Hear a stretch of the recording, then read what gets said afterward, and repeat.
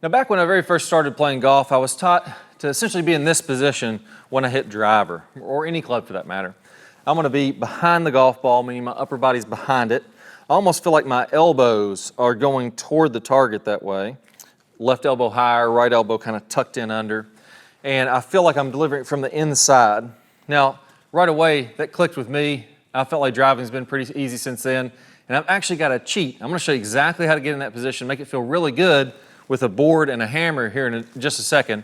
But let me show it to you full speed. Once you get this one move down, it just feels pretty daggone easy to hit drives really long and really straight. There we go. Not going to do a whole lot better than that. Nice little draw right down the middle, 316 total and 174 ball speed. Pretty daggone good for me. I'm not going to do a whole lot better than that. But here's a drill that walks you through how to get that. See, when you're in that behind it position, that what I'm calling a hammer position, it feels like the club just releases from the inside. It's going to shallow out like we've always talked about. You've heard so many times, and it just makes it easy to do it. So I'm going to start out with a board like this. Now, if I was going to hammer a nail down, that would almost be like hitting down on a shot, like I might hit a wedge or an iron a little bit more down. I may get more down onto it. That's not what you're doing with the driver. You actually want to hit up on the driver. So with this board, instead of having it straight up and down like this, I'm going to put it where the ball would be. I'm going to tilt it back a little bit. I'm going to put it a little bit farther in front so the head of this nail will be actually where the ball would be. So from there, if I tilt it this way, I naturally have to get into a position where I can hit up on it slightly. Now, the second piece here is if I put my hand on the outside of this gets my right arm, or my left arm lower, or excuse me, I can't talk. My left arm is higher than my right arm. So now if I hammer this nail, I'm going to be behind this board like this, and not only am I going to be hitting up into it slightly, I'm going to have my left arm above my right arm, and that really tilts my body. Remember I talked about in that swing before I made it how I wanted my elbows to almost be toward the target, feeling like I'm this way, left elbow above the right elbow. This gives you that feeling automatically. And you don't have to have a nail on here. You can grab any hammer, just go over to the wall. You have to hold outside, get this arm outside of that so that you feel like that keeps the body more closed and from the inside. So, for example, I could have that same feeling if I didn't have this board and I just held my driver like this. So if I held my driver with my left hand out here and I hammered down on that board with my right arm, that's putting my upper body in that same position, which is exactly where you want to be. Now the final piece to it is every time we swing a driver, we want to get shallowed out and from the inside. We want this club to get in here, and we want it to come from the inside out, delivering it toward the golf ball. So it's going to be a nice little draw time after time after time. I can do that exact same thing with this board. Now all of a sudden, I've tilted it back to hit up on the ball. I've put my arm outside the nail so that I stay closed and get my body in that good position. Now I can just turn this board slightly closed so I can deliver it from the inside, and this feels exactly to me like a driver would feel like. I'm just going to drive this nail through there as hard as I can. Now, if you do this drill, there's one thing that you can do to go wrong. A lot of times I'll see players do this drill and they think about hammering it like this, just with their arm. That's not a powerful way to do it. Imagine you had to drive this nail clear through this board. Obviously this is a screw. I just screwed it in there so it stayed, but imagine it's a nail.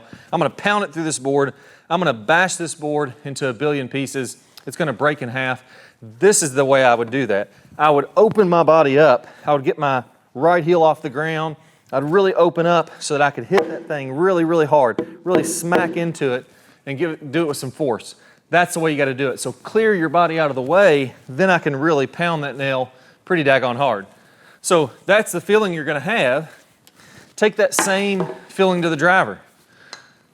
Do that a few times and you're going to see your club head speed go up and up and up. You're going to see your ball start to turn over from right to left. Everything's going to feel really good and really natural. So let's go ahead and do the same thing.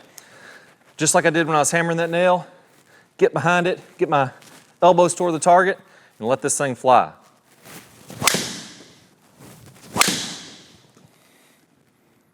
There we go. Hit that one about as solid and powerful as I'm going to. Again, 121 club head speed, 175 ball speed. 315 total distance. I felt really, really solid on that one. Now there is one problem with this. There's one thing that could still go wrong. With this hammer, we never have to square the club face. So if I have that hammer where it would be open, or this club where it would be, the face be open to the right, I don't have to release the club to square it up to get that nice little draw. I'm in the position to do it, but that's the one thing that we could still get wrong with this. So what you need to do is learn the right way to square up the club face like the pros are doing. Unfortunately, most people have been taught to square up the club face by rolling the forearms.